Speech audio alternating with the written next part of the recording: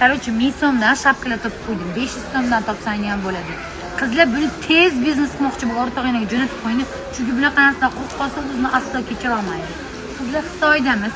Kiloli tovar sotadigan bu videoni umuman o'tkaza olmaylar. Oyoq kiyimchalar bor qizlar, не только oyoq kiyimchalar bor. Shapkachalar bor, qo'lqopchalar bor qizlar joylar. Qo'lqopcha ham водонепроницаемый, cho'tki narsa. Paypoqchalar bor. Bemalol kilobay qilib urib sotsanglar bo'ladi. Eng arzon bozor Xitoyda. Xitoy so'zini yozib qolding. Bitta odam mana shu yerda kimga kontraktini berib yuboray, biznesini boshlayapti.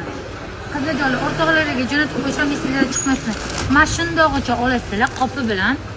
Zato jishovka narxdan to'g'ri keladi. Shunday holatda maza qilib biznes boshlasangiz bo'ladi. Ostatka deb yozib qo'ying. Yo'qmasa o'tkazib yuboring. Puli bor, ko'plarga tegishli emas. Pul qilaman, biznes qilaman deb uyda o'tirib qiynalib o'tirganlarga balki foyda yetib qolar. Like bosishingizdan chiqmasin.